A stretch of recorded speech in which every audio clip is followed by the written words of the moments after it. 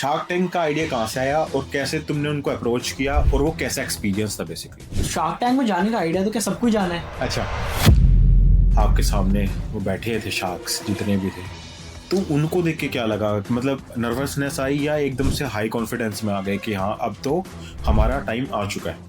नहीं, high confidence भी नहीं था, पर एक पॉजिटिव गट फील थी। जब ये बोलते हैं कि 35 लाख का 4%, तो इसका मतलब होता क्या है? बेसिकली इसका मतलब होता है कि आपकी कंपनी में वो 35 लाख इन्वेस्ट करेंगे और उसके बदले आपकी कंपनी के 4% शेयर लिए। आइडियाज तो सबके पास होते हैं, बट उसको एग्जीक्यूट करना ना बहुत भारी काम होता है। मेरे को और मेरे दोस्त को आइडिया आया था कोविड के टाइम। बट आपको पता है कि हर चीज में ना एक इन्वेस्टमेंट लगती है। तो आप ये बताओ कि जब आपने फंडिंग उठाना चाहा तो वो फंडिंग आपको आई कहाँ से और आपने अपने इन्वेस्टर को क्या ट्रस्ट दिलवाया कि उन्होंने आपको पैसे दिए? फंडिंग इनिशियली जो हमने, तो मान के चलते हैं कि बजट हम 5 से 10 लाख के बीच में रखे तो शायद उसमें एक अच्छा ब्रांड बना सकता है वो फिर। अच्छा ब्रांड में भी नहीं, पर जिसको हम कहते हैं बस्ती का हस्ती बन सकता है। तो गौरांग, एक चीज बताओ कि शार्क टैंक के बाद क्या कुछ रेस्पॉन्स मिला फिर लोकल मार्केट में? हाँ डेफिनेटली, मतलब जब हम शार्क टैंक पे गए थे, आई थिंक हमको बिजनेस चलाते हुए 1.5 साल हुआ था। दोस्तों, इमेजिन करो एक ऐसा स्टूडेंट जो अपना स्टार्टअप स्टार्ट करता है घर की किचन से, और वो भी मात्र 60,000 रुपए में, और उस ब्रांड को लेके जाता है शार्क टैंक के स्टेज तक। तो आज के इस एपिसोड में बने रहिए। हम आज इस एपिसोड में जानेंगे कि कैसे एक बिवरेज कंपनी बनाई एक 21 साल के स्टूडेंट ने, जिसका सफर शुरू होता है मॉडर्न स्कूल से। फिर वो हंसराज गया और उसके बाद वो एनएलएम बेंगलोर गया, और वहां से उसने सोचा क्यों ना एक रिस्क टेकिंग बिजनेस स्टार्ट किया जाए।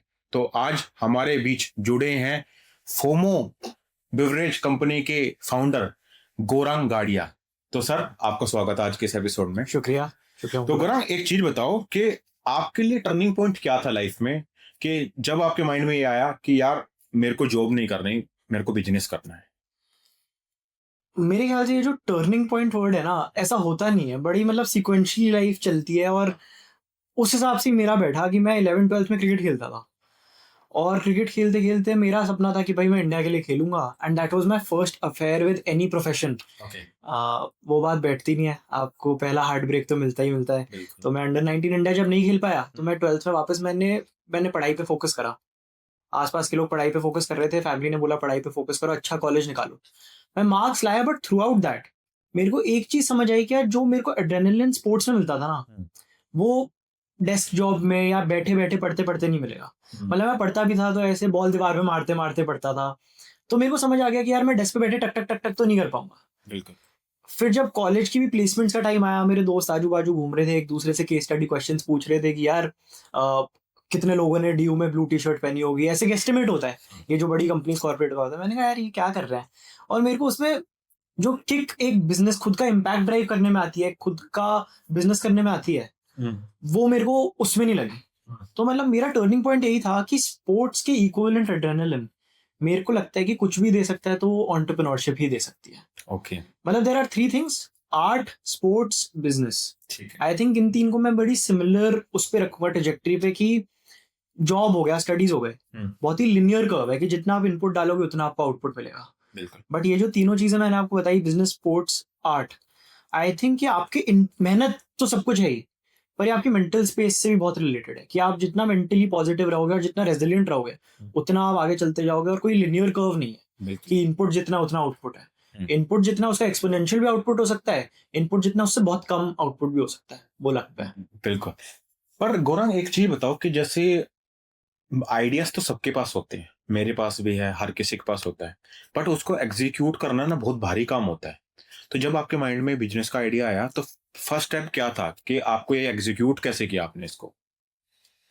फर्स्ट स्टेप तो मतलब बकचोदी थी। अच्छा। इस तरीके से कि मेरे को और मेरे दोस्त को आइडिया आया था कोविड के टाइम पे। अच्छा। कुछ नहीं कर सकते थे तब, कॉल पे बातें बातें बड़ी बड़ी बना सकते थे, तो वही कर रहे थे। हम दोनों स्कूल से ही आइस टी बहुत पीते थे, स्कूल में आइस टी बहुत पीते थे। ब्रेक्स में एक दूसरे के साथ जाके, जो 4-5 दोस्त होते थे, कहते थे भाई तेरी जेब में 10 रुपए हैं, तेरी जेब में 20 रुपए, लाओ यार 30 रुपए की आइस टी आती है, मिलाकर एक आइस टी ले लो, 4 लोग एक बॉटल शेयर कर रहे हैं। अच्छा।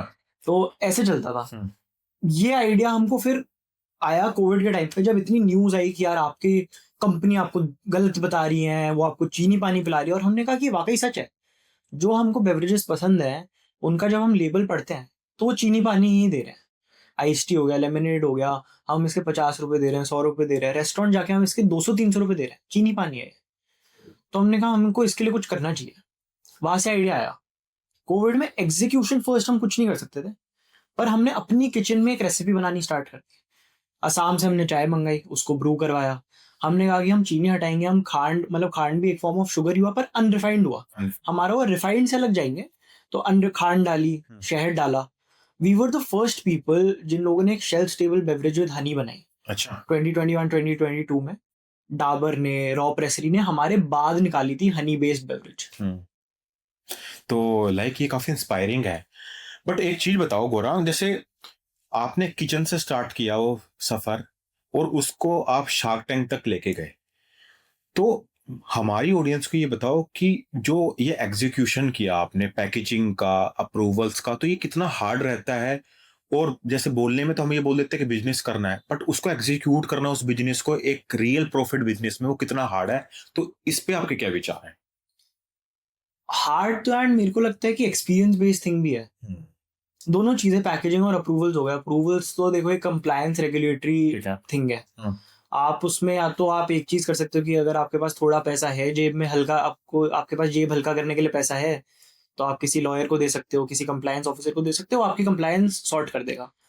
जब हम कॉलेज में थे तो अब एक और मेरा था कि जो मेरा को फाउंडर, उसका नाम अविक है, हम दोनों का ही था कि यार हम लोग प्रॉब्ली फैमिली से तुरंत नहीं मांगते, तो हम इतना खर्चा नहीं कर रहे थे। तो हमने कंप्लायंस रेगुलेशन खुद ही हैंडल करी। जो भी एप्लीकेशन करनी होती है, एफएसआई की हो गई, जीएसटी की हो गई एप्लीकेशन, एक आध जो भी दोस्त थे या फिर पापा के लोगों के ऑफिस में जो सीए काम कर रहे थे, उन लोगों को बोल दिया कि भाई हमारे लिए कर दो, और ऐसे कंप्लायंस हमारी हो गई। कंप्लायंस इंडिया में ऐसे ही है कि अगर आपका रेवेन्यू जीरो है तो कंप्लायंस आपके लिए इतनी स्ट्रिक्ट नहीं है। जब आप रेवेन्यू करते रहते हो और जितना रेवेन्यू करते हो उतनी कंप्लायंस स्ट्रिक्ट होती रहती है। अच्छा क्योंकि वही है ना कि अगर आप 5 लाख का ही धंधा कर रहे हो तो मतलब उसमें कम क्या ही, ऑफिसर को भी क्या ही लेना देना है, या फिर किसी कंप्लायंस रेगुलेटरी को भी क्या है। और इंडियन गवर्नमेंट भी चाहती है कि स्मॉल बिजनेस तो ग्रो ही करे। वंस यूर अहेड कि आपका रेवेन्यू इनफ है तो कंप्लायंस स्ट्रिक्टर होती है, क्योंकि आप फिर ज्यादा लोगों को टच कर रहे हो। अबाउट पैकेजिंग, पैकेजिंग में हमने बहुत गलतियां करी और आई थिंक गलती कर करके ही हम सीखे। जैसे हमारा लाइसेंस भी नहीं आया था, हमारा था कि यार हमको जल्दी जल्दी लॉन्च करना है। कोविड में हम भरे पड़े थे कि यार कोविड हो गया, 2 साल तो हमारे निकल गए। क्योंकि लोग कहते हैं कि यार फर्स्ट ईयर कॉलेज का क्रेजी होता है, मजे आ जाता है। जितने भी सीनियर से बात करते थे, पापा लोगों से, पेरेंट्स के दोस्तों से बात करते थे, सबका यही होता है कि यार कॉलेज का फर्स्ट ईयर होता है सबसे मजेदार। क्योंकि सबको वही बताते हैं ना, 12th कर लो फिर लाइफ सेट है। तो हमको था कि यार पता नहीं ऐसा क्या हो जाता है। फिर कोविड आ गया, हमने वो एक्सपीरियंस ही नहीं करा। तो फिर हमारा था यार हमें कुछ तो करना है, कुछ तो करना है। हमको वो एक फोमो हो रहा था, तो हमने उस सेंस में, उस इम्पेशंस में पैकेजिंग प्रिंट करा दी। और हमने दिमाग लगाया कि यार अगर हम 10 लेबल ही छपवाते हैं तो एक लेबल हमको पड़ेगा 5-10 रुपए का। अगर हम 10,000 लेबल छपवा लेते हैं तो एक लेबल 50 पैसे का पड़ेगा। हमने 10,000 लेबल छपवा लिए। अच्छा प्रॉब्लम यह है कि पैकेजिंग चेंज हो गई, फिर हमारा लाइसेंस आया, फिर रेगुलेटरी जो हमको पता चला कि पैकेजिंग पे ये ऐड करना पड़ता है, तो वो सारे लेबल वेस्ट हो गए। और वो फिर हमारी फैक्ट्री के फ्लोर मैट बने।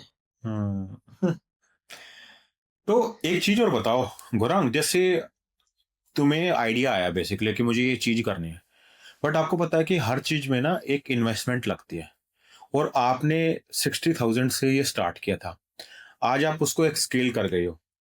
तो आप ये बताओ कि जब आपने फंडिंग उठाना चाहा तो वो फंडिंग आपको आई कहाँ से, और आपने अपने इन्वेस्टर को क्या ट्रस्ट दिलवाया कि उन्होंने आपको पैसे दिए?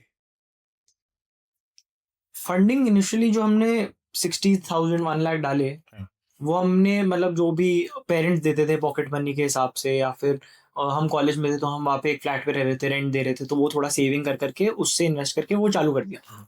फिर एक बार हमको एक रिस्पॉन्स आया तो हमने कहा कि यार और इन्वेस्ट करते हैं इसमें। अच्छा और फिर हमने पेरेंट्स को ही बोला, पहले तो फैमिली को बोला कि आप हमें थोड़ा और 14 लाख करीब और दो। तो ये हमारा अमाउंट 15 लाख तक गया ऑफ द इनिशियल इन्वेस्टमेंट।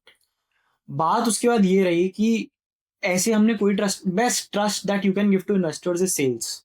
अच्छा तो उस 15 लाख को हमने यूज करके प्रोडक्ट जैसे तैसे किसी फिगर पे पहुंचाया, और हमने अपना पहला क्लाइंट लॉक करा, खान चाचा। अच्छा खान चाचा दिल्ली में एक बहुत प्रोमिनेंट ब्रांड है होरेका में। उनके 25 रेस्टोरेंट, करीब 25 लोकेशन है दिल्ली में, और वो हमारा फर्स्ट क्लाइंट था जिन लोगों ने हम पे ट्रस्ट दिखाया कि यार तुम हमको आइस टी सप्लाई करो। जैसे वो हुआ और फिर हमको एक और बड़ा होरेका का क्लाइंट मिला, तो हमने फैमिली के थ्रू, फ्रेंड्स एंड फैमिली से प्री सीड रेस करा 16 लाख का। तो वही है कि best trust you can show is sales. तो यंग फाउंडर्स का है ना सबसे बड़ा कंफ्यूजन होता है, वो होता है कि पहले सेल्स से फोकस करें या फंडिंग पे। तो आपका फोकस किस पे था, फंडिंग पे पहले था या सेल्स पे था? मतलब इसका आंसर मैं वही कह रहा हूँ कि आई थिंक फंडिंग ऐसे देखनी चाहिए कि यार देखो, आप जो मनी इन्वेस्ट कर रहे हो, आप वो चाहे अपना लगाओ, चाहे इन्वेस्टर से लेकर आओ, चाहे डेट लो, बैंक से लो, कहीं से लो, वो जो फंडिंग अमाउंट है वो जैसे गाड़ी के पहिए होते हैं, बिल्कुल। वैसा है कि वो गाड़ी चलाती है, पर आपको फोकस तो सड़क पे करना पड़ेगा, एंड सेल सड़क है वो, कि आपको जिस पाथ पे आगे बढ़ना है। एंड आई थिंक कोई भी फाउंडर है जो हेड ऑफ द ऑर्गेनाइजेशन है, उसका फोकस सेल्स पे ही होना चाहिए, क्योंकि अगर कल को सेल्स आएगी तो इन्वेस्टर्स भी आएंगे। बिल्कुल। अगर आप कल को और फंडिंग रेज करोगे या फिर आप इन्वेस्टर से बात करोगे, तो इन्वेस्टर्स को हाईएस्ट कॉन्फिडेंस सेल्स ही देता है। तो सर ये बताओ गौरव कि जैसे आप कह रहे हो कि किसी भी इन्वेस्टर को सबसे पहले वो सेल्स देखेगा कंपनी की कि कितनी इसकी सेल्स जा रही है, तभी वो आप में इन्वेस्ट करेगा।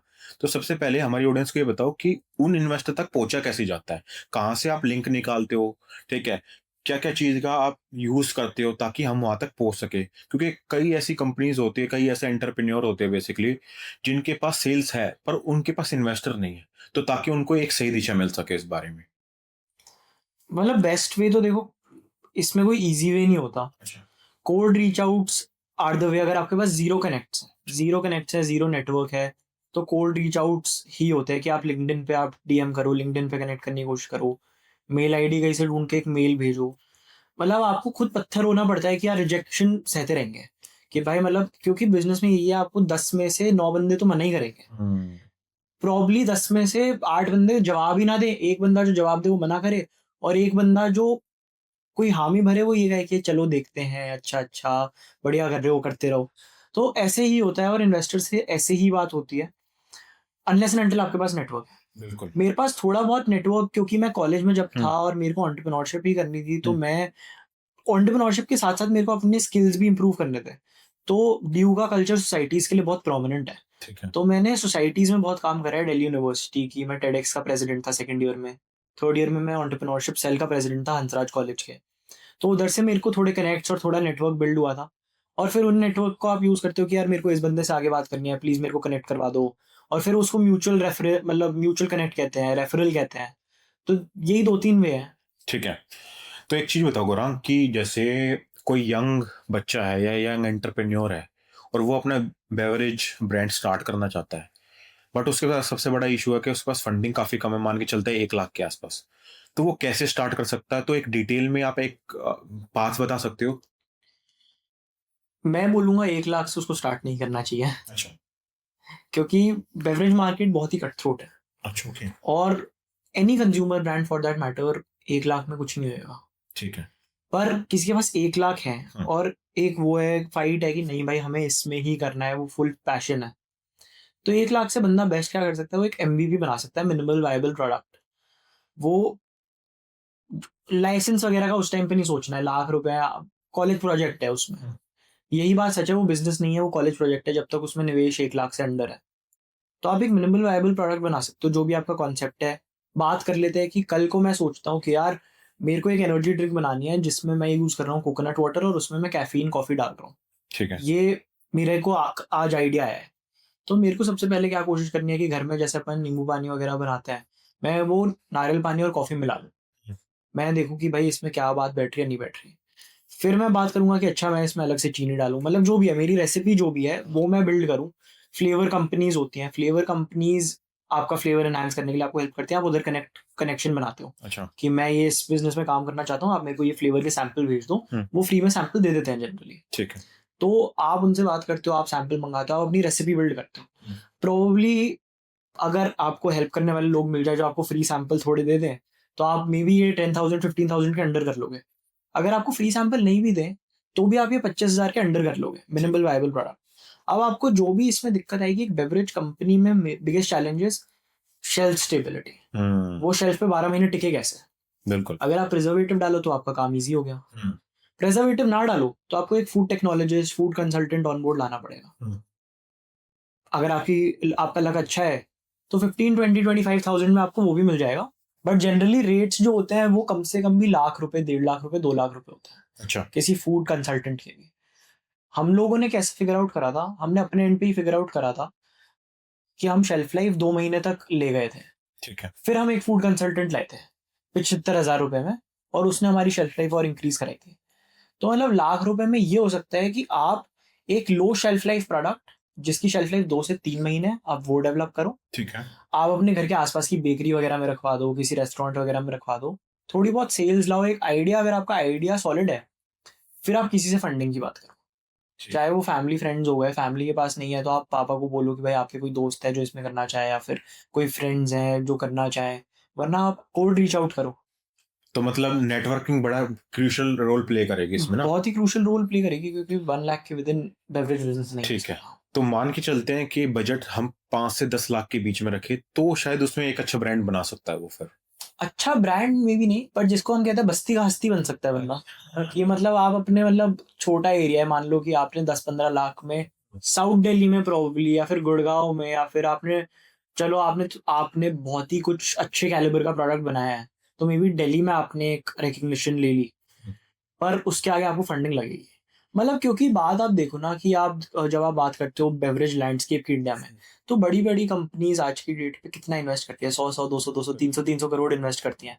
जब आप एकदम हाई स्केल पे बात करो, रिलायंस की, पार्ले की, इवन जो नई कंपनी लाहौरी जीरा की, जब ये लोग इतना इन्वेस्ट कर रहे हैं तो इंडिया की मार्केट में, क्योंकि वर्किंग कैपिटल इंटेंसिव बिजनेस है, टेक बिजनेस तो है नहीं कि मैंने एक प्लेटफॉर्म बना दिया और बस अब वो डिस्ट्रीब्यूट करते रहना है। आपको प्रोडक्ट बनाते रहना है, हर प्रोडक्ट के पीछे एक कॉस्ट लगेगी। मैं 1 बोतल बना रहा हूँ तो मेरे 10 रुपए लगेंगे, अगर मैं 100 बोतल बना रहा हूँ तो मेरे 1000 रुपए लगेंगे।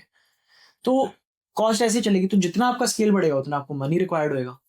तो गौरव एक चीज बताओ कि जैसे सबसे मेन इशू पता क्या होता है कि मैंने ब्रांड भी बना लिया, मैंने हर चीज में अपना पूरा एफर्ट डाल दिया, ब्रांड से लेके उसके अंदर जो कस्टमाइजेशन करनी सब।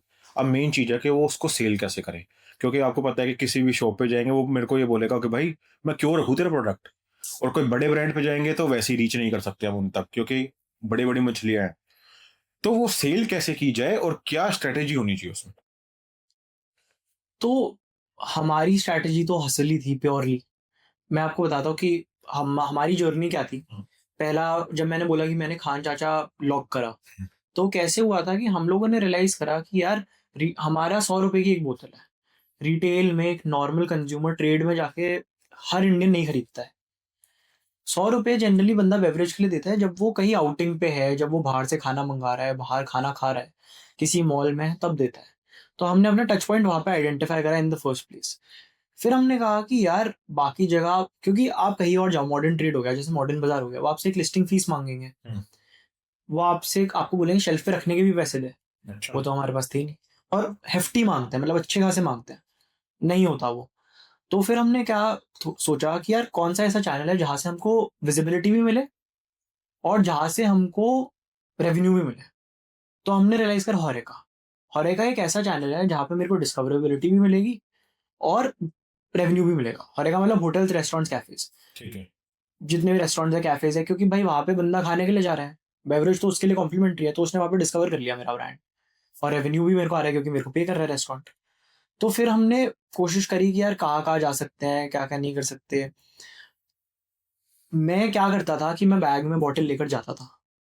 नेहरू प्लेस में एपिक्यूरिया है, वहाँ पे फूड कोर्ट है, तो उधर हर जगह मैं कोशिश करता था कि यार मेरा प्रोडक्ट रख लो, मेरा प्रोडक्ट रख लो। लोग मना कर देते थे कि जाओ जाओ, क्या है, क्यों रखें, वही जो आप कह रहे हो।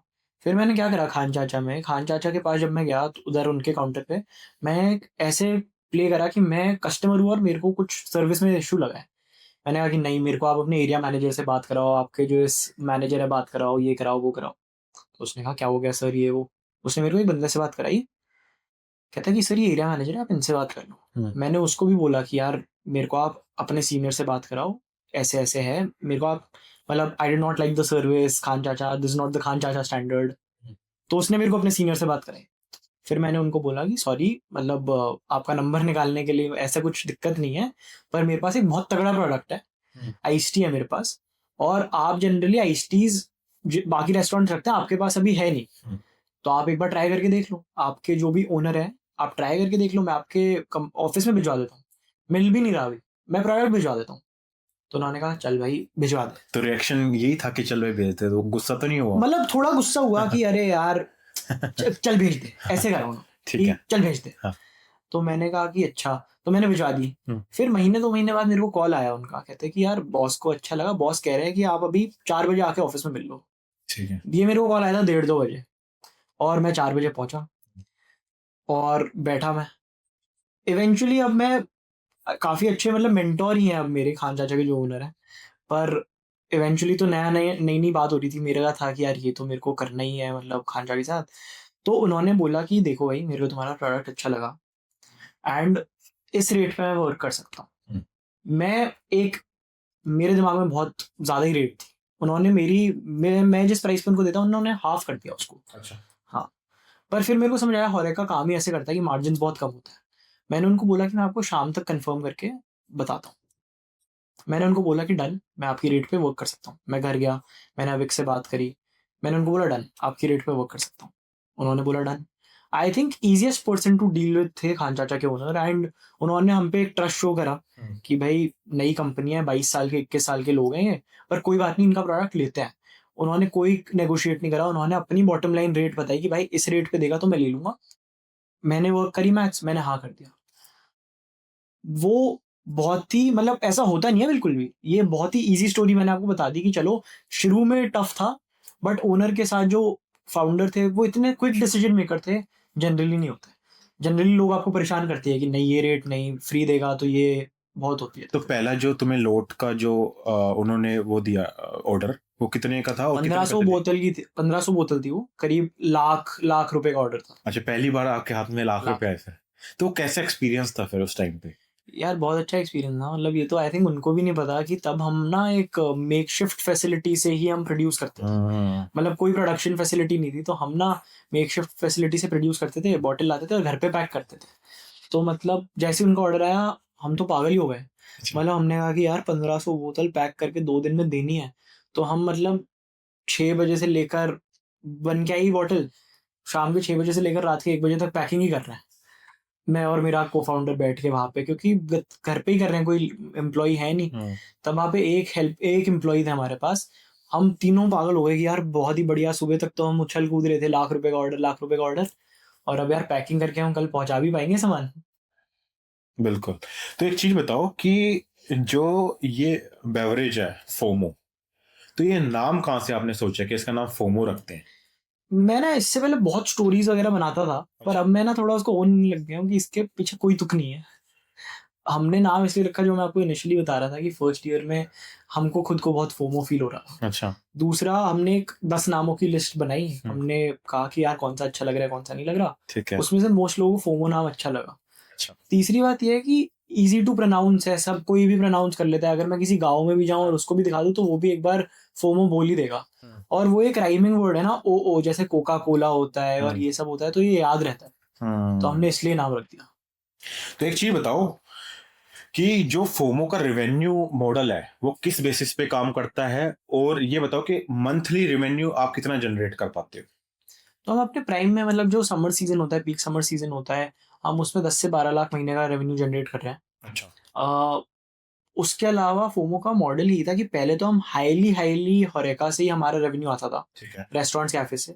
आफ्टर शार्क टैंक काफी ज्यादा रिटेल शॉप से भी आने लगा, तो आई थिंक आज की डेट पे स्प्लिट होएगा कि 55-60% होरेका से आ रहा होगा, 15-20% रिटेल से आ रहा होगा, और 15-20% D2C, which includes events, which includes gifting, all of that. ठीक है। तो रेवेन्यू अभी ऐसे स्प्लिट है। तो रेवेन्यू मान के चलते जैसे 10 लाख है आपका महीने का, तो उसमें प्रॉफिट कितना बच पाता है सारा काट के? मतलब रेंज होती है -5% से 5% एबिटा, अच्छा। इसके बीच में ही रहता है जनरली। मतलब कुछ कुछ महीने -2 -3% एबिटा भी होता है, कुछ कुछ महीने 2-3% एबिटा होता है, तो नेट नेट साल के एंड पे ब्रेक इवन हो जाता है। तो ऑडियंस को थोड़ा सा ना लेमन टर्म्स में बताओ, बेसिकली वो ये समझेंगे नहीं, जैसे नंबर्स के बेसिस पे कि Numbers के जैसे basis 10 लाख है, 10 लाख में से कितना आपका प्रॉफिट तो हो सकता है? तो हाँ, वही तो 10 लाख के बेस में आपको बताता हूँ कि 100, लेट से मेरे पास 100 रुपए आ रहे हैं महीने ठीक के, है। तो ऐसा होता है कि कुछ कुछ महीने 5 रुपए मेरी जेब से जा रहे हैं और कुछ कुछ महीने 5 रुपए मेरी जेब में आ रहे हैं। अच्छा। तो ये रेंज में चलता है कि मेरे पास क्या आ रहा है जा रहा है। ठीक। तो नेट नेट मेरे पास 1 से 2 रुपए बच जाते हैं जेब में, 100 रुपए अगर जब भी मैं कमाता हूँ।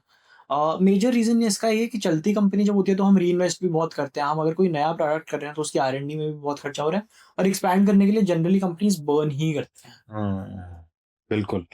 तो एक है ना, नंबर क्लियर कर दो कि जब आपने अपना ब्रेक इवन टच किया था और पहले 1000 जो कस्टमर्स के बाद ग्रोथ कैसी आई फिर? तो हमारा नंबर टर्म्स में तो आई थिंक फर्स्ट ईयर में तो हमने बर्न ही करा था। ठीक है। फर्स्ट ईयर में हमारा रेवेन्यू साल के एंड पे 11 से 12 लाख था। उसके बाद जब सेकंड ईयर हमारा स्टार्ट हुआ, हमने सेकंड ईयर क्लोज करा 45 लाख्स पे, जो शार्क टैंक पे भी लोगों ने देखा, और तब हम एबिटा ब्रेक इवन हो गए थे। अच्छा। मतलब हमारे सेकंड ईयर में ऑफ ऑपरेशन 6-7 मंथ में हम एबिटा ब्रेक इवन। तो ये बताओ गौरांग कि शार्क टैंक का आइडिया कहाँ से आया और कैसे तुमने उनको अप्रोच किया और वो कैसा एक्सपीरियंस था बेसिकली? शार्क टैंक में जाने का आइडिया तो क्या सबको ही जाना है, अच्छा। तो हमारा भी वही था कि यार अप्लाई कर देते हैं। एक तो हम 22-21 के हैं, तो वहाँ पे जो लोग बैठे हैं, जो कंज्यूमर ब्रांड्स, जिन लोगों ने इतने बड़े बड़े ब्रांड बनाए हैं, हमको उनसे एक मेंटोरशिप मिलेगी, फंडिंग मिलेगी, वो अलग बात है, और मार्केटिंग मिलेगी, वो तो बेस्ट बात ही है। बिल्कुल। तो हमने अप्लाई तो करा था जैसे सब लोग ही करते हैं। नॉर्मल जो शार्क टैंक की एप्लीकेशन होती है, एप्लीकेशन प्रोसेस होता है हर सीजन से पहले। मान लो अगर सीजन जनवरी में एयर हो रहा है, तो शार्क टैंक वाले मई जून जुलाई में अपनी एप्लीकेशन फॉर्म वो रिलीज कर देते हैं। तो हमने भी एप्लीकेशन फॉर्म रिलीज करा था। जनरली जो राउंड होता है, फर्स्ट एप्लीकेशन राउंड होता है, ठीक है। जो हम आप फॉर्म भरते हो, फिर अगर आप सिलेक्ट होते हो तो वो एक वीडियो इंटरव्यू वगैरह लेते हैं। ठीक है। मतलब वीडियो इंटरव्यू एज इन वो आपको बोलते हैं कि 3 मिनट का वीडियो आप बनाकर भेज दो, जिसमें आप अपना आइडिया एक्सप्लेन कर रहे हो सब कुछ। तो सेकंड राउंड ये होता है। Third round in person audition होता है कि जब वो आपको बुलाते हैं, जैसे शार्क टैंक में जो लोग देखते हैं, उसका एक मॉक सेटअप होता है कि सोनी की टीम ही जो होती है या फिर जो शार्क टैंक की ऑर्गेनाइजिंग टीम है, वो आपका इन पर्सन ऑडिशन लेती है। जो आप शार्क टैंक में पिच वगैरह देखते हो, वो लोग दिल्ली में आके लेते हैं। ठीक है। तो ये सब हमने करा। ये हमारा इन पर्सन ऑडिशन हो गया था जुलाई में। ठीक है। हमको कोई कॉल नहीं आया, हमको तो लगा यार हमारा सिलेक्शन नहीं हुआ। फिर शार्क टैंक ने अनाउंस करा कैंपस राउंड, कि जो स्टूडेंट्स हैं उनके लिए एक अलग से एपिसोड होएगा। तो हमको कॉल आया नवंबर एंड, 4-5 महीने वेट करके, जब हमको लगा था कि यार अब तो शार्क टैंक नहीं होएगा, अब तो यार हो गया, अब बहुत टाइम हो गया लोगों को जिनको कॉल आने थे आ गए होंगे। पर हमने रियलाइज करा कि कैंपस राउंड उन्होंने अनाउंस ही करा था अगस्त सितंबर में, और उसके ऑडिशन उन्होंने अक्टूबर में लिए थे। तो हम लोगों ने नॉर्मल जो बाकी जनता है उनके साथ ऑडिशन दे दिया था, पर जो स्टूडेंट्स हैं उनके ऑडिशन थोड़े लेट हुए थे। तो फिर उस राउंड में हमारा सिलेक्शन हो गया कैंपस राउंड में। अच्छा। तो फिर हम नवंबर में, हमारा मुंबई में शूट वगैरह हुआ था। एक्सपीरियंस यार बहुत बहुत फन था। मतलब आप सोचो कि यार वो एक जो होती है फीलिंग की 2-3 दिन आपको सोनी होटल में रुकवा रहा है, सोनी का ट्रांसपोर्ट है, आप होटल से स्टूडियो तक जा रहे हो उनकी वैन में, शार्क टैंक वालों की वैन में। अच्छा। फिर एक पूरा जो माहौल होता है कि आपका मतलब जब शार्क टैंक का शूट होता है उससे पहले भी मेकअप दादा वगैरह जो आप एक्टर्स की बात सुनते हो, वो एक्सपीरियंस था कि मेकअप करने वाले लोग आ रहे हैं। ठीक है। नर्वसनेस हमको शूट से पहले नहीं थी। मतलब जब आप शार्क टैंक के अंदर जाते हो, हमारी नर्वसनेस क्योंकि इतनी प्रैक्टिस कर ली थी हमने पिच करने की, मैंने और अविक ने, कि हमको वो नर्वसनेस थोड़ी कम थी। और दूसरा ना, एक सेट पे ना एडी थे। अच्छा। तो शार्क्स बीच में ना गाने सुनते हैं, ऐसे पिच के बीच में गाने चल रहे होते हैं। तो एडी खड़े हुए थे हमारे साथ, और फिर सेट पे गाना बज रहा था, करण औजला का व्हाइट ब्राउन ब्लैक, बोर्डे चिट्टे गुड़िया ब्राउन, है ना।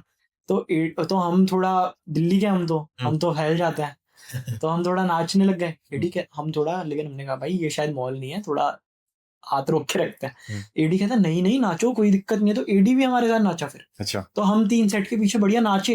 AD AD assistant director. Okay. तो असिस्टेंट डायरेक्टर जो थे बहुत सारे होते हैं। तो शार्क टैंक के जो एडी थे, असिस्टेंट डायरेक्टर थे, वो भी हमारे साथ नाचे। तो हम तीनों नाचे, और उसके बाद जब उनने बोला कैमराज रोलिंग एक्शन, तो फिर तब हम अंदर चल के गए। तो हमारी नर्वसनेस तो तब तक चली गई थी कि हमने कहा कि यार ठीक ये है। तो माहौल हो गया अब तो। तो जब आपने फर्स्ट टाइम पे आपके सामने वो बैठे थे शार्क्स जितने भी थे, तो उनको देख के क्या लगा? मतलब नर्वसनेस आई या एकदम से हाई कॉन्फिडेंस में आ गए कि हाँ अब तो हमारा टाइम आ चुका है? नहीं, हाई कॉन्फिडेंस भी नहीं था, पर एक पॉजिटिव गट फील थी। बात क्या थी, मैं आपको वही बता रहा था कि हमने इतनी प्रैक्टिस करी थी कि नर्वसनेस चली गई थी। तो क्या हुआ था कि जनरली आपके सामने कौन 5 शार्क्स बैठेंगे, ये आपको मेल आता है 1 या 2 दिन पहले ही। ठीक है। तो हमको जैसे ही मेल आया ना, हमने क्या करा, मैंने और मेरे को फाउंडर ने, हम अपने होटल रूम में बैठ के प्रैक्टिस कर रहे हैं। तो हमने शार्क्स के ऐसे चेहरे ऐसे कट आउट करके जो 5 बैठने वाले हैं, अपने सामने लगा लिए और फिर उनको देखकर बोल रहे हैं होटल रूम में। बहुत ही अजीब हरकत है ये, पर हाँ। हमने ऐसी प्रैक्टिस करी। हमने कहा कि यार प्रैक्टिस में तो ये कट आउट लगा लेते हैं, हम्म। और हमने गूगल से भी उनके एकदम इंटिमिडेटिंग चेहरे निकाले कि ऐसे देख रहे हैं हमको। अच्छा, तो हमने उसका प्रिंट आउट निकाल के कट आउट निकाल के उधर लगा लिए ठीक है। और फिर प्रैक्टिस करी। तो एक बार हमने कहा कि यार इतनी प्रैक्टिस कर चुके हैं, हम्म। तो वो नर्वसनेस तो नहीं आई उनको देखकर, पर थोड़ा तो होता ही है। मतलब जब आप टैंक में होते हो, वो एकदम ही सामने बैठा है, जो आप टीवी पे देख रहे हो एकदम ही सामने बैठा है, थोड़ा तो लगता ही है कि यार पिच सही निकल जाए ना, पहला 1.5 मिनट सही निकल जाए तो ठीक है। अच्छा, ठीक है। तो ये बताओ कि जब आप शार्क टैंक पे गए तो आपके माइंड में क्या था कि कितनी फंडिंग उठानी है, और उन्होंने फिर क्या बोला, उनका क्या रेस्पॉन्स रहा, और उससे आप क्या सीख के आए फिर? मतलब हमारे दिमाग में तो जो हमारी आस्क थी 35 लाख की, अच्छा। वही था हमने जो शो पे बोला। इवेंचुअली हमारी जो आस्क थी हमें वो मिल भी गई।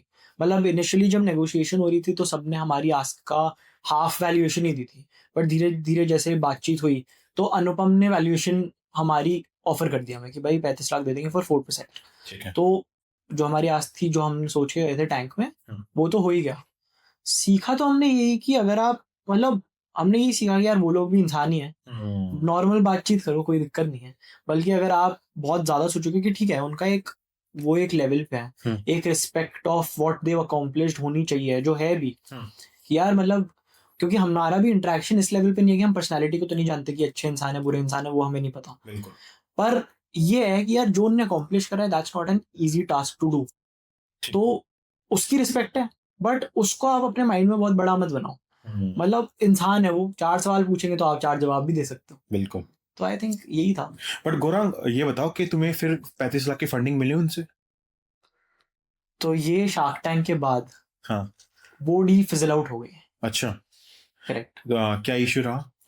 तो मेन चीज क्या होती है कि वो शार्क टैंक पे तो शार्क टैंक है, इट्स अ टीवी शो, बिल्कुल। टीआरपी के लिए होता है, काफी कुछ होता है। तो वहां पे हाँ कह देते हैं, पर बाहर जाकर बहुत चीजें, बहुत वेरिएबल्स चेंज भी हो जाता है। अच्छा। एंड हम भी रिस्पेक्ट करते हैं कि यार इट्स देयर मनी। बिल्कुल। हम वो नहीं रखते कि भाई नहीं मना कर दिया, या फिर मतलब कैसे नहीं पैसे दिए जब एक बार कमिट कर दिया। यार किसी इंसान के हार्ड अर्न मनी है तो उसके पास पूरी फ्रीडम टू इन्वेस्ट इट है, टू स्पेंड इट है, to do whatever they want with it है। बिल्कुल। तो हमारे साथ और क्या हुआ था कि हम जब बाहर आए तो हमने अनुपम से बात करी। Anupam has been a great mentor. उन्होंने हमारी बहुत हेल्प करी आउट ऑफ द टैंक, उनकी पूरी टीम ने बहुत हेल्प करी। एंड उन्होंने बोला, जो मैं आपको इनिशियली बता रहा था, उन्होंने हमें बोला कि यार देखो मैंने तुमको 17.5 लाख कमिट करे थे इन द टैंक, उससे कुछ आगे होएगा नहीं, तो मैं तुमको 1.5 करोड़ दूंगा।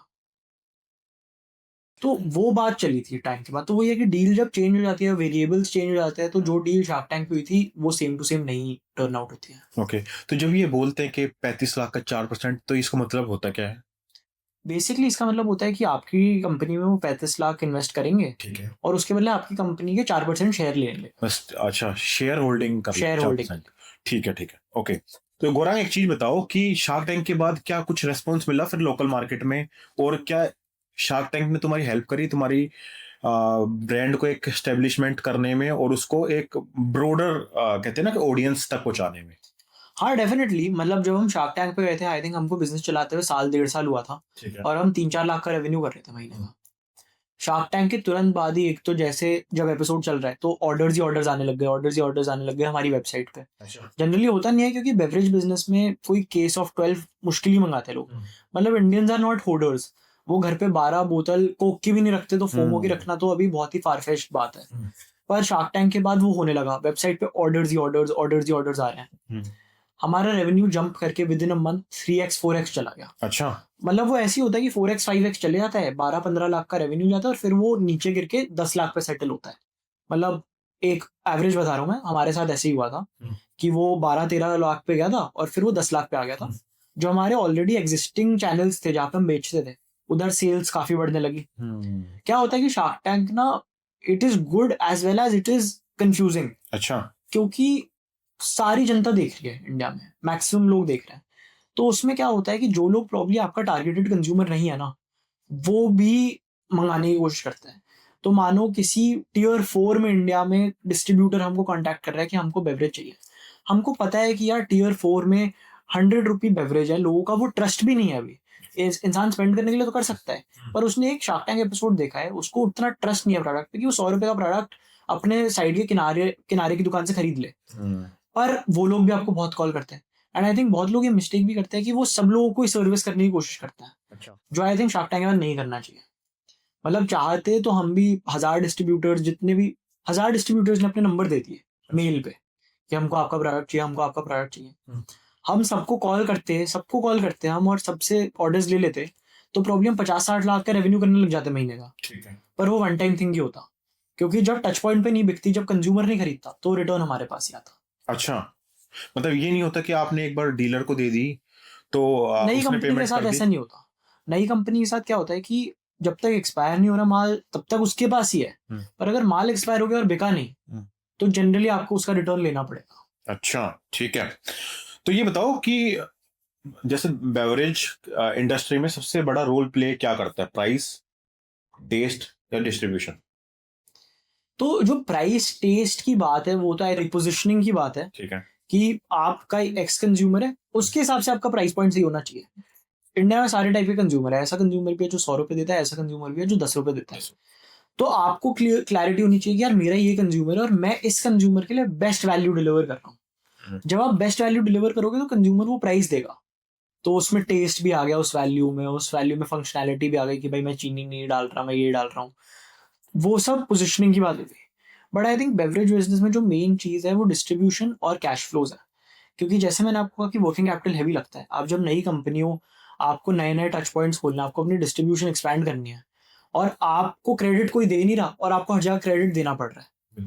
यानी आपका कोई सप्लायर आपको क्रेडिट पे माल नहीं दे रहा, पर आपको आगे दुकानदार को क्रेडिट पे माल देना पड़ रहा है कि यार तू मेरा प्रोडक्ट रख, मेरे को 15-20 दिन बाद पेमेंट कर दियो, जब बिके तब पेमेंट कर दियो, या एक साथ 30 दिन बाद पेमेंट कर दियो।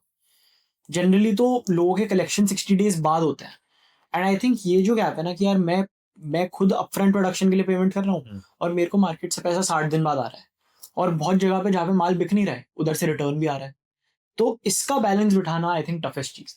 अच्छा, तो एक चीज बताओ फिर, जब इसी की बात कर रहे हैं, तो जो भी यंग एंटरप्रेन्योर ये काम करना चाहता है, तो उसको ये काम करने से पहले क्या क्या माइंड में चीजें रखनी चाहिए फिर? आई थिंक काम ये करने से पहले उसको स्टार्ट स्मॉल करने का सोचना चाहिए, इस वे में कि ये छोटी लोकेलिटी है, इसमें मैं अपने प्रोडक्ट्स को बेचूंगा। मतलब 3 चीजें होती हैं मार्केट में: primary sales, secondary sales, tertiary sales. ठीक है। प्राइमरी सेल्स होगी जब मैंने माल डिस्ट्रीब्यूटर को दिया, सेकेंडरी सेल्स होगी जब डिस्ट्रीब्यूटर ने रिटेलर को दिया, टर्शियरी सेल्स होगी जब रिटेलर से कंज्यूमर ने खरीदा। इनिशियली 6 महीने में एज द फाउंडर मेरा रोल यह है कि मैं टर्शियरी सेल्स, जिस भी लोकेलिटी में मैं ऑपरेट कर रहा हूँ, उधर से मैं टर्शियरी सेल्स जनरेट करूँ। इसका मतलब कि लेट्स से मैं चंडीगढ़ में बेच रहा हूँ माल। ठीक है। चंडीगढ़ में मेरा काम इधर खत्म नहीं होता कि भाई मैंने डिस्ट्रीब्यूटर को ₹1,00,000 का माल बेच दिया। मेरा काम इधर खत्म नहीं होता कि डिस्ट्रीब्यूटर ने रिटेलर को ₹1,00,000 का माल बेच दिया। अगर उन 6 महीने में रिटेलर ने कंज्यूमर को ₹1,00,000 का माल बेच दिया और वो कंज्यूमर वापस मेरे प्रोडक्ट को खरीदने आ रहा है, तो वहां से मेरी जर्नी की एक्चुअल स्टार्ट है। ठीक है। क्योंकि फिर डिस्ट्रीब्यूटर को मेरे पे कॉन्फिडेंस आएगा और डिस्ट्रीब्यूटर मेरे को फिर एडवांस दे सकता है, मेरा पेमेंट ऑन ऑर्डर क्लियर कर सकता है, और लोगों को रेफर कर सकता है कि उसके जो दोस्त है, क्योंकि डिस्ट्रीब्यूटर्स का भी सबका नेटवर्क होता है। बिल्कुल। और वहां से मैं एक्सपैंड करता रह सकता हूँ। तो फिर एक बताओ कि जैसे आजकल हम देख रहे हैं कि हमें ना डिजिटली काफी ज्यादा एडवांस होते जा रहे हैं। हर कोई बंदा चाहता है कि मैं अमेजन पे और फ्लिपकार्ट पे और अलग अलग जितनी भी सेलिंग साइट्स हैं ऑनलाइन, मैं वहां पे भी अपना ब्रांड को बेचूं। तो आपके हिसाब से जो बेवरेज इंडस्ट्री है, वो ज्यादातर कहाँ पे सेल करना प्रेफर करते हैं, ट्रेडिशनल में या ये आपका ऑनलाइन? तो जो थोड़े एक्सपेंसिव एंड पे हैं इन टुडेज डेट, ठीक है। उनकी सेल्स मेजरली क्यू कॉमर्स से आ रही है, ब्लिंकिट, इंस्टामार्ट। अच्छा। Correct. Modern trade is another channel. Modern trade होता है बेसिकली जो A+ काउंटर्स होते हैं, मॉडर्न बाजार, लिमार्श, रिलायंस, बिग बाजार वगैरह वगैरह। ठीक है। फिर बाकी इसके अलावा जो ऑफलाइन चैनल्स होते हैं उनको कहते हैं TT, ट्रेडिशनल ट्रेड, ठीक है। जिसमें आपका किराने वाली दुकान आ गई, ये सारे लोग आ गए। फिर होरेका एक चैनल होता है। बेवरेज की जनरली सेल्स ऑफलाइन से आती है जब एक कोई बेवरेज ब्रांड बड़ा बनता है, या फिर आपकी ऑनलाइन क्यू कॉमर्स से आती है। Amazon, फ्लिपकार्ट पे इतनी स्ट्रॉन्ग सेल्स नहीं आती हैं, क्योंकि beverage by nature impulse based है कि मेरा अभी मन करा कि यार मैं कोई नींबू पानी पी लूं, तो मेरे को अभी पीना है। बेवरेज का नेचर ही ऐसा है। मैं ऐसा नहीं होगा कि यार मेरा मन करा कि यार मेरे को एक कोक पीनी है, तो मैं वेट करूँ, अमेजोन पे ऑर्डर डालूँ, हफ्ते भर बाद कोक आए, और अमेजोन पे डालूंगा तो मेरे को 12 बोतल खरीदनी पड़ेगी। कोई नहीं चाहता ऐसा।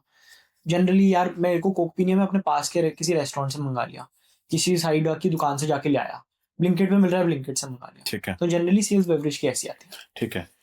तो गौरांग एक चीज बताओ, कितने साल से तुम इस पे काम कर रहे हो, तो आपको क्या लगता है कि इंडिया में बेवरेज इंडस्ट्री का कितना फ्यूचर है और आने वाले टाइम में ये कितना ग्रो कर सकती है? मतलब मैं क्योंकि इस इंडस्ट्री में हूँ तो मेरे को लगता तो है कि बेवरेज तो ग्रो करेगी, क्योंकि एक स्टेपल ही हो गया एक तरीके से बेवरेज, क्योंकि it's not just ice tea. Okay. काफी चीजों में काफी सारे कैटेगरीज, काफी सारे products with in this beverage sector itself. Coconut water हो गया, आपके फ्रूट जूसेस हो गए, मिल्क शेक्स हो गए, कॉफी हो गई, बहुत कुछ हो गया। तो ओवरऑल सेक्टर तो ग्रो करते ही जा रहा है। एंड मतलब आई थिंक बिगेस्ट इसका जो कहते हैं कि आप प्रिडिक्ट कैसे कर सकते हो, रिलायंस इन्वेस्ट कर रहा है। तो रिलायंस जैसा इतना बड़ा ग्रुप अगर इतना बुलिश होके इस सेक्टर में इन्वेस्ट कर रहा है, कैंपा कोला के साथ, या फिर और काफी सारे ब्रांड्स रिलायंस एक्वायर कर रहा है, तो इसका मतलब वो भी बुलिश है टुवर्ड्स द सेक्टर, तो ग्रो होएगा। ठीक है। तो गौरांग एक चीज बताओ कि जो कोई 2025 या 2026 में अपना कोई ब्रांड बनाना चाहता है बेवरेज कंपनी का, और वो उसको एक स्केल करना चाहता है, तो उसके लिए क्या रोड मैप हो सकता है, शॉर्ट में बताओ ताकि उसकी क्लैरिटी आ जाए।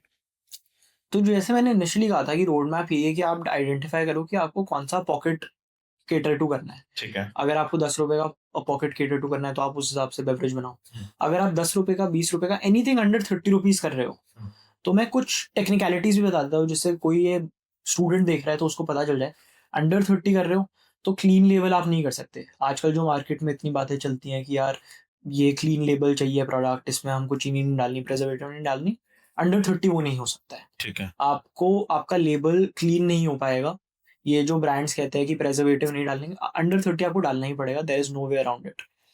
अंडर 30 अगर आप कर रहे हो तो आपको एक बड़ी फैक्ट्री चाहिए, आपको उसमें इन्वेस्टमेंट ज़्यादा चाहिए, आपको एक MVP बनाना है, आपको उसकी प्रोडक्शन करानी है, एंड मार्केट में एक छोटी लोकेलिटी में बेच के देखना है। अगर आप कुछ भी एक्सपेंसिव कर रहे हो ओवर 30, ओवर 50, तो आप क्लीन लेबल कर सकते हो, फिर आप क्वालिटी इंग्रेडिएंट्स चूज कर सकते हो। रोड मैप ओवरऑल यही है कि आप एक MVP बनाओ। अगर आपके पास खुद के पास फंडिंग है, मतलब खुद के पास पैसे हैं, तो उस MVP को टेस्ट करने के बाद आप खुद के पैसे डाल दो।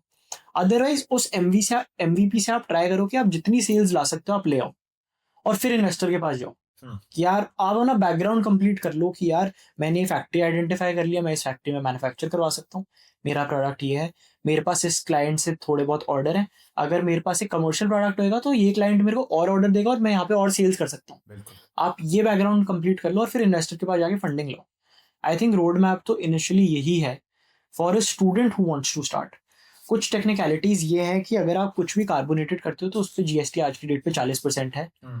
कोई नया बंदा अंडर 20 रुपीज, अगर आप सोचो कि मैं एक स्टिंग टाइप प्रोडक्ट बनाऊंगा, बहुत मुश्किल है अगर आपके पास पैसे नहीं है। अच्छा। मतलब एक स्टिंग का कंपेटिटर बनाने के लिए, स्टिंग टाइप प्रोडक्ट बनाने के लिए कार्बोनेटेड स्पेस में आपको बैंक में 5 से 10 करोड़ चाहिए।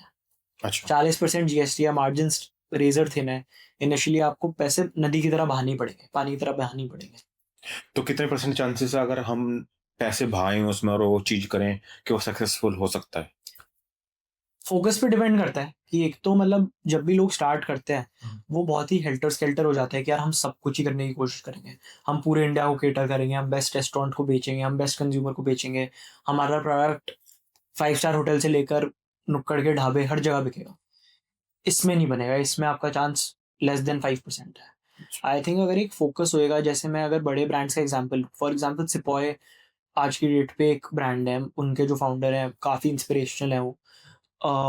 उन्होंने फॉर द लॉन्गेस्ट टाइम 3-4 साल तक एक कैटेगरी पे फोकस करा कि यार ये इस टाइप के कंज्यूमर को मैं केटर कर रहा हूँ और मैं इसी को बेचूंगा। लाहौरी जीरा आज की डेट पे मोतीलाल ओसवाल ने उसमें इन्वेस्ट करा है। उनके फाउंडर को भी मैं बहुत बड़ी इंस्पिरेशन की तरह कंसिडर करता हूँ। एंड उनका भी सिमिलर है कि उन्होंने पहले चंडीगढ़ में, जहाँ से भी वो एल करते हैं, उन्होंने उस लोकेलिटी में अपना बेवरेज ब्रांड बहुत सॉलिड इस्टेब्लिश करा। उस लोकेलिटी में हर बंदा रीऑर्डर लाहौरी जीरा के लगा रहा था।